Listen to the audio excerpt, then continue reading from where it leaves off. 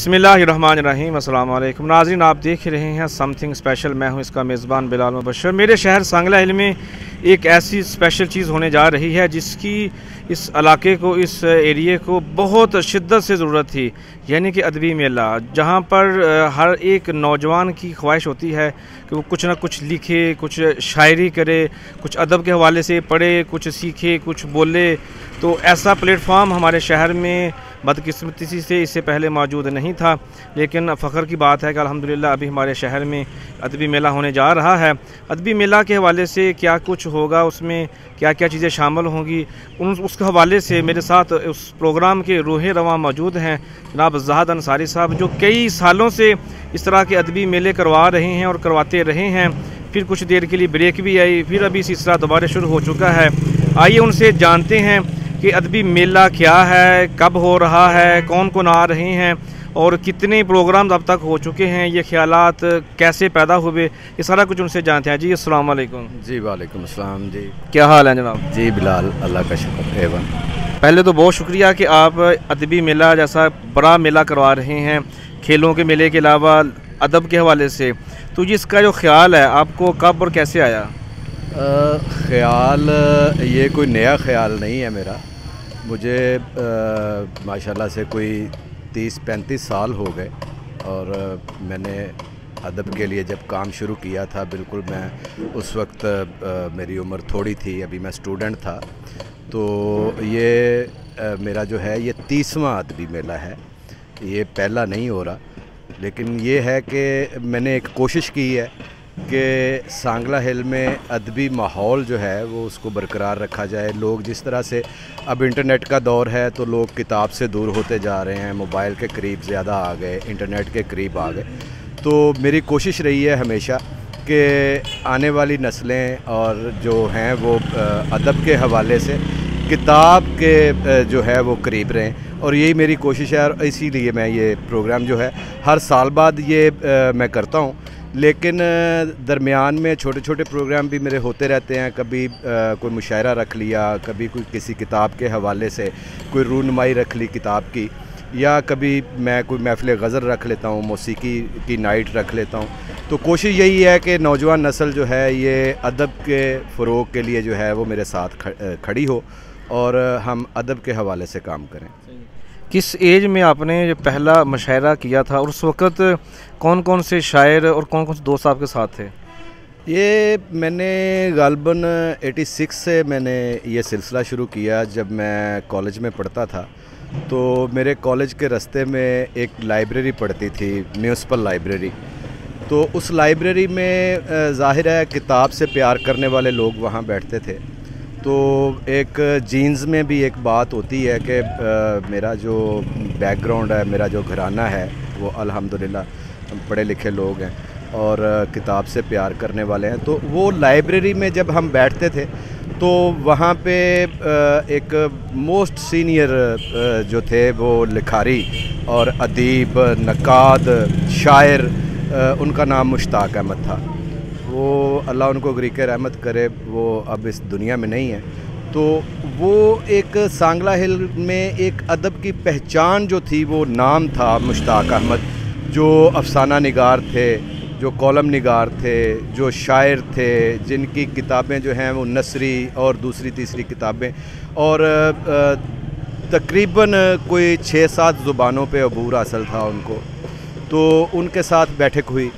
फिर वहाँ पे एक सीनियर हमारे सांगला हिल के जर्नलिस्ट हैं, अपना शायर हैं, हैदर रज़ा हैदर साहब, पंजाबी के बड़े मारूफ शायर हैं। तो उनके साथ वहाँ बैठक हुई। फिर वहाँ पे टीचर्स बैठते थे, फिर वहाँ पे लिखने वालों के अलावा पढ़ने वाले बहुत ज़्यादा बैठते थे। हम भी किताब के लिए जाते थे वहाँ।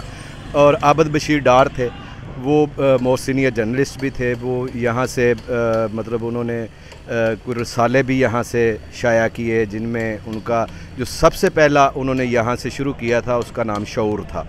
और उस शऊर की टीम का भी हम हिस्सा बने, लिखने का शौक़ था। फिर उसके बाद उन्होंने यहाँ से एक मानामा उर्दू मैगज़ीन शुरू किया अनूप के नाम से, उसका मैं मैनेजिंग एडिटर बना। तो वो हमने तकरीबन कोई 10-12 साल जो है वो मैगज़ीन जो वो शाया किया। پھر اس کے بعد ہوا یہ کہ جب ہم ان میں بیٹھتے تھے تو ہم سنتے تھے، ان کی شاعری سنتے تھے، تو مجھے ایک عادت پڑ گئی ان میں بیٹھ کے کہ میں جب وہ کوئی شعر سناتے تھے تو میں ان کے شعر پہ کوئی نہ کوئی ایسا طنزیہ مصرع کہہ دیتا تھا کہ وہ پریشان بھی ہوتے تھے اور انجوائے بھی کرتے تھے۔ پھر ایک دن مشتاق صاحب نے مجھے میرے ساتھ ایک گیم کی، انہوں نے مجھے ایک مصرع دیا، کہنے لگے کہ یار زاہد آپ بہت زیادہ مصرعے کہتے ہو، تو یار ایک غزل میری رکی ہوئی ہے، ایک مطلع کا ایک ہی مصرع ہے، تو وہ اس کے آگے بات نہیں چل رہی یار، اس پہ لکھو۔ وہ ایک پنجابی کا انہوں نے مجھے مصرع دیا، میں نے کہا جی ٹھیک ہے، میں اگلے دن پوری غزل لکھ کے لے گیا۔ جب میں لے کے گیا تو جا کے میں نے وہاں سنائی، تو وہ 6-7 شعر میرے سن کے انہوں نے مجھے بہت داد دی، اور وہ کہنے لگے کہ یار اب جو ہے نا آئندہ ہماری شاعری خراب نہیں ہے، آپ نے کرنی اپنی لکھنی ہے، اس میں کسی قسم کا کوئی مطلب کمی نہیں ہے، یہ وزن پورا ہے، اوزان میں ہے، آپ کا قافیہ ردیف سارا کچھ ٹھیک ہے۔ تو پھر انہوں نے حوصلہ بڑھایا اور میں اس طرح سے میں نے 86-87 میں نے لکھنا شروع کر دیا تھا۔ ابھی جو ادبی میلہ ہو رہا ہے 22 جنوری کو، اس میں کون کون سے لوگ آپ کے ساتھ انتظامیہ کے طور پر شامل ہیں، کون سے نام ہیں؟ جی میرے ساتھ ایک تو پوری ہماری صحافی برادری جو ہے، کیونکہ میں ایک جرنلسٹ بھی ہوں، تو پوری صحافی برادری میرے ساتھ ہے، اور میں نے 86 میں ہی پہلا مضمون لکھا تھا جو میں نے بچوں کے عالمی دن پہ لکھا، اور وہ میرا روزنامہ امروز اس وقت شائع ہوتا تھا، تو اس میں وہ شائع ہوا، تو تب سے پھر جرنلزم میں بھی آ گیا، اور اس کے بعد جو ہے میں مطلب اس وقت جو ہے وہ پورے صحافی برادری جو ہے سانگلہ ہل کے جتنے بھی جرنلسٹ ہیں وہ میرے ساتھ شانہ بشانہ کھڑے ہوتے ہیں، ہر پروگرام میں کھڑے ہوتے ہیں، جن میں بہت معتبر نام ہے جناب شبیر حسین ناز صاحب کا، اس کے بعد ہمارے پریس کلب کے پریزیڈنٹ ہیں فیصل علی راجپوت ہیں، ندیم اختر بٹ ہے، اور اس طرح سے جتنے بھی دوست ہیں، اور خاص کر جو میری اصل میں تنظیم میں نے ایک جوائن کی پاک برٹش آرٹس انٹرنیشنل،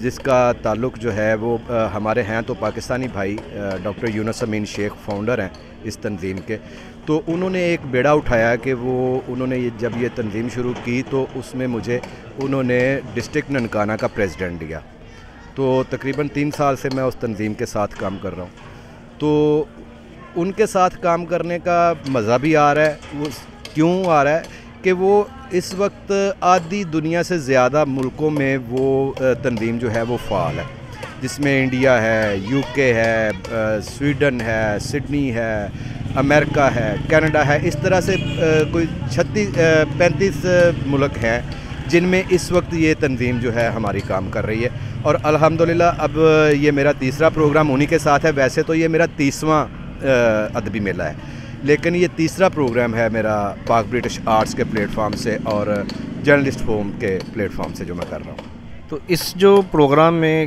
اس ادبی میلے میں کون کون سے لوگ آ رہے ہیں، تھوڑا ان کے بارے میں بتائیے گا۔ جی اس وقت ہمارے یو کے سے جو ہمارے فاؤنڈر ہیں پاک برٹش آرٹس انٹرنیشنل کے ڈاکٹر یونس امین شیخ صاحب، وہ اس میں آ رہے ہیں، اور ایک بہت بڑا نام جو کہ پنجابی میڈیا پہ پنجابی ادب کے حوالے سے بہت زیادہ کام کر رہے ہیں، اور وہ پنجابی میڈیا کے وہ چیئرمین ہیں جناب مدثر اقبال بٹ صاحب لاہور سے، ان کا ایک ویب چینل ہے پلیکھا کے نام سے، اور پلیکھا کے نام سے ہی وہ ایک میگزین، ایک اخبار بھی شائع کرتے ہیں، اس کے بعد ایک ان کا پوسٹ مارٹم ہے اخبار، اور تقریباً کوئی 14-15 کتابوں کے وہ مصنف ہیں، وہ اس دفعہ جو ہے وہ میرے مشاعرے کی وہ صدارت کریں گے مدثر اقبال بٹ صاحب، اور ان کے علاوہ ایک بہت بڑا نام جو جن کو لوگ اتنا پیار کرتے ہیں کہ انڈیا میں ان کے مجسمے بنا کے لگائے ہیں لوگوں نے، وہ نام ہے بابا نجمی کا، بہت خوبصورت شاعر ہیں پنجابی کے، اور بہت خوبصورت لکھتے ہیں، کافی کتابیں بھی ان کی آ چکی ہیں۔ ان کے علاوہ راشد محمود صاحب ہیں جو بہت اچھے آرٹسٹ بھی ہیں ٹی وی اور فلم کے، اور اس کے علاوہ شاعر بہت خوبصورت ہیں، پنجابی اردو لکھتے ہیں، وہ بھی اس دفعہ آ رہے ہیں۔ صابر ناز صاحب ہیں، اس کے علاوہ آصفہ مریم ہیں، رجب چودھری ہیں، رخسانہ سحر ہیں، اشفاق بابر ہیں، نعیم ثاقب ہیں۔ مطلب میری کوشش ہوتی ہے کہ صرف پاکستان سے نہیں، جو باہر سے لوگ آئے ہیں اس وقت پاکستان میں موجود ہیں، جو کتاب سے محبت کرتے ہیں، جو ادب سے جن کا تعلق ہے، وہ بھی اس میں شامل ہو رہے ہیں۔ انشاءاللہ کثیر تعداد میں لوگ آئیں گے، اور میری کوشش ہوتی ہے کہ میں سانگلہ ہل میں ایک ایسا پروگرام دوں، ہر دفعہ ایسا پروگرام دوں کہ جس کو میرے شہر والے جو ہیں وہ انجوائے بھی کریں اور اس سے کچھ سیکھ کے بھی جائیں۔ تاریخ تو سب کو پتہ چل چکا ہے، فلیکسیز لگی ہوئی ہیں شہر بھر میں، 22 جنوری ہے، تو ہماری جو عوام ہے شہر سانگلہ ہل کی جو قرب و جوار کی، آپ ان کو کیا پیغام دیں گے؟ میں صرف ایک ہی ریکویسٹ کروں گا کہ ابھی جو ہمارے شہر کا بہت سارا طبقہ ایسا بھی ہے جس پہ میں محنت کر رہا ہوں، میری کوشش ہے کہ ان کو اس بات کا علم ہو جائے کہ یہ ایک ایسا کام ہے جس کے نہ کرنے سے میں سمجھتا ہوں کہ جس شہر میں ادب نہیں پنپتا، جس شہر میں کتاب نہیں ہوتی، کتاب سے لوگ پیار نہیں کرتے، جس شہر میں لائبریری نہیں ہوتی، وہ نامکمل شہر ہوتا ہے۔ اور میں یہ جو بیڑا اٹھائے ہوئے ہوں، میری کوشش ہے کہ میرے شہردار جو ہیں وہ میرے ساتھ تعاون کریں، میرے کندھے کے ساتھ کندھا ملا کے کھڑے ہوں۔ ایک وقت تھا بلال بھائی، تاریخ بتاتی ہے کہ لوگ تہذیب اور لینگویج سیکھنے کے لیے، زبان سکھانے کے لیے اپنے بچوں کو کوٹھوں پہ بائیوں کے پاس بھیجا کرتے تھے کہ ان کو ادب و آداب کا پتہ چلے، ٹھیک ہے۔ جو معاشرہ ادب سے خالی ہو جاتا ہے وہ معاشرہ تباہ ہو جاتا ہے، اور میری یہ خواہش ہے کہ میرے شہر کا ہر نوجوان اور میرے شہر کی آنے والی نسل جو ہے اس کو اپنے کلچر سے، اپنے ادب سے، اپنے دین سے، اپنے اسلام سے اسے پوری آگاہی ہو، اور میں یہی کوشش کرتا ہوں، اور انشاءاللہ ہر سال میں یہی میری کوشش ہوتی ہے کہ لوگ زیادہ سے زیادہ اس میں شامل ہوں اور ہم سے کچھ سیکھ کے جائیں۔ اور میں شہر والوں کو یہی پیغام دوں گا کہ اگر آپ چاہتے ہیں کہ آپ زندہ رہیں، آپ کا نام زندہ رہے، لوگ آپ کو اچھے لفظوں میں یاد کریں، تو اپنی جو نسلیں ہیں، اپنی جو اولادیں ہیں، ان کو ضرور بھیجا کریں ایسے پروگرامز میں، ان کو ضرور سکھایا کریں کہ ادبی لوگوں میں بیٹھیں، پڑھے لکھے لوگوں میں بیٹھیں اور وہ تہذیب سیکھیں۔ بہت شکریہ جی۔ ناظرین، اسی پیغام کے ساتھ کہ آپ بھی ضرور تشریف لائیں 22 جنوری بروز ہفتہ شام 8 بجے اسپورٹس کمپلیکس اسٹیڈیم میں، وہاں پہ ساتھ ہی کمپلیکس میں پروگرام ہوگا جس میں نامور شعراء کرام تشریف فرما ہوں گے، ان سے ملاقات بھی آپ کر سکتے ہیں، ان کے ساتھ سیلفیز بھی لے سکتے ہیں، اور ان کے کلام کو، ان کی باتوں کو آپ انجوائے بھی کر سکتے ہیں۔ آپ سے ملاقات ہوگی اسپورٹس اسٹیڈیم میں۔ مجھے اجازت، پاکستان زندہ آباد۔